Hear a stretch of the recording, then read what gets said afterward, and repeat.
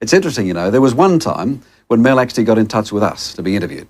It was during a federal election, I think 1987. Now, he said he was so upset about where Australia was heading. This was a very different Mad Max. Questions about this foreign debt and where this foreign debt's coming from. You get hold of this foreign debt to get us out of trouble, and then they have something called foreign aid, which is, it'd be okay if it was feeding starving children or something, but it's not. They're giving many millions to countries like Red China, North Vietnam, South Korea, to develop steel industries. And they give this money to them interest-free. But you know who has to pay the interest on that money? The Australian taxpayer has to pay the interest on that money. And to add insult to injury, they are creating industries in competition with our own steel industry. Now, they're telling us from both sides to be more productive, stick together, get in front, be more productive, get ahead again, and at the same time, they're slipping a quid overseas to make sure that they successfully stifle our own industries. You're obviously hot under the collar. I am damn hot under the collar, and I care about this nation. And I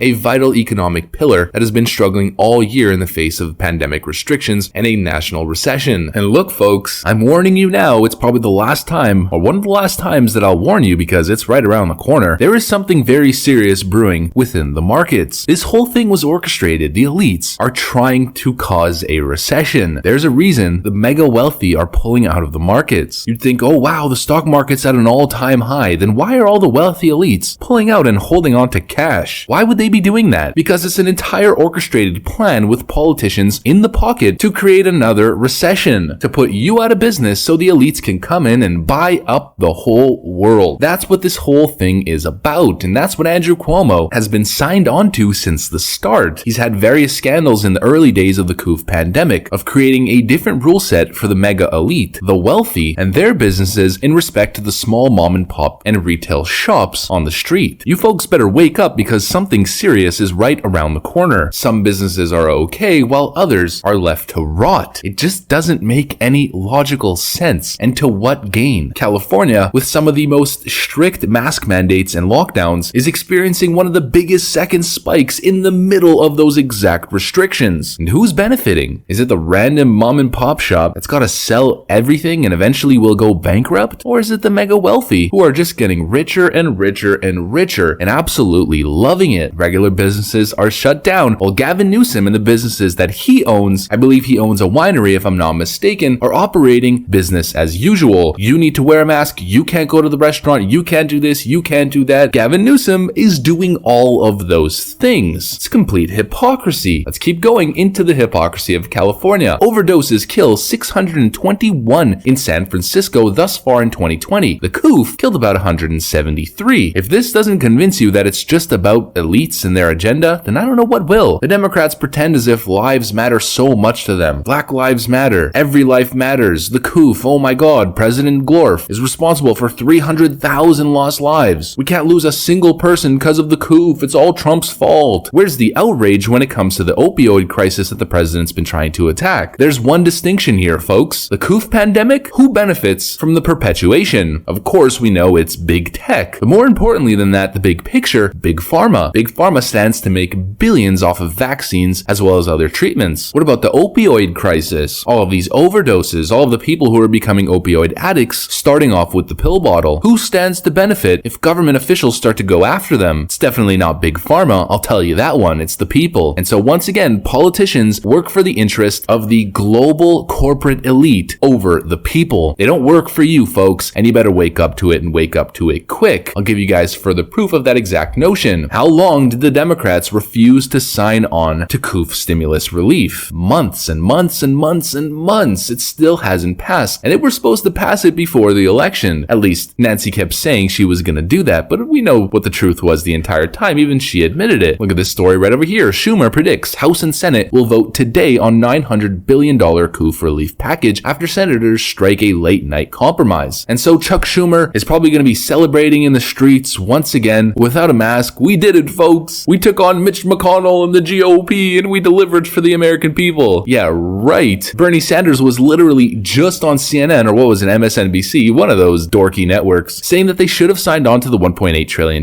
deal. The last deal was double the size of this one. Double. The Democrats refused to sign it, and now they're stuck with half of the coup for relief package that they initially could have gotten if they weren't such deplorable political operatives instead of being the public servants that they should be. There's just too many coincidences in relation to this whole thing. I mean, just look at this map right over here. Mainland China has a total of 210 cases. That's the origin of the issue itself. They've infected the entire globe, and somehow, coincidentally, magically, the EU and the US, their main competitors, are the biggest affected. I don't want to be some theorist or anything, but man, is this whole thing fishy. The timing, the way it's playing out, the way politicians are taking advantage of it, the way multi-billion, trillion-dollar industries, and of course the corporations that rule them, are seeming to benefit at your detriment. We're over here within our own domestic little bubbles, fighting each other, going after each other over this and that and little tit-for-tat BS in relation to these overwhelming issues. Meanwhile, quietly behind closed doors, the mega elite in China are benefiting beyond belief. There's something going on here, folks, and people need to stop focusing on the petty and focus on the big picture. These politicians don't have your best interest at heart, and it's about time for people to start waking up to what's going on, the bigger picture, and to start talking about the serious issues at hand. Whether or not to wear masks and this and that is not the serious issue. That's just the distraction from the actual macro level of this entire thing. Or, I guess there's also this option where Joe Biden says, in 1 month, we begin to heal. Maybe Joe Biden getting into office, if he ever does, will just magically make racism and the coup and everything else just go away, right, folks? He also said he was going to cure cancer. If I'm elected president, you're going to see the single most important thing that changes in America is we're going to cure cancer. So I guess time will tell. But that's what I got for you guys on this one. Hopefully you enjoyed. Remember when people were talking about AOC being in Joe Biden's cabinet?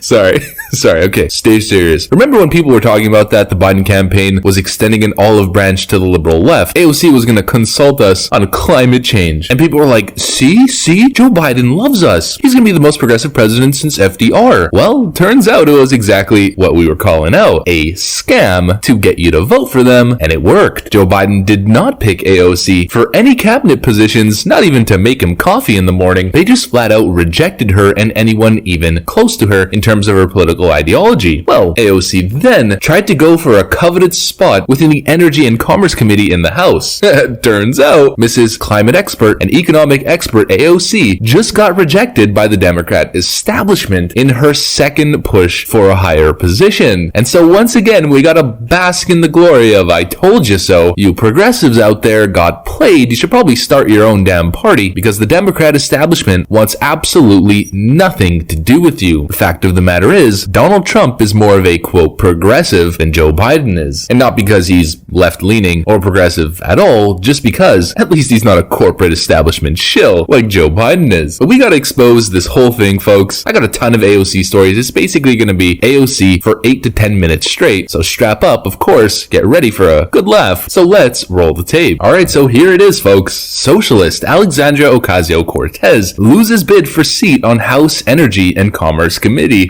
Once again, surprise to no one, far-left New York Representative Alexandria Ocasio-Cortez wanted a seat on the House Energy and Commerce Committee, but has been passed over, thankfully. Why do you think AOC wanted a seat on the committee? Could it be so she could push her Green New Deal and other far-left policies? Perhaps she can use her time to actually work on behalf of the people she was elected to represent, Newsmax reports. AOC rebuked in bid for House Committee post. Outspoken Socialist Representative Alexandria Ocasio-Cortez was soundly defeated in her bid for a seat on the influential House Energy and Commerce Committee, losing out to fellow New York Democrat Kathleen Rice after some criticized AOC's support for liberal primary challenges to.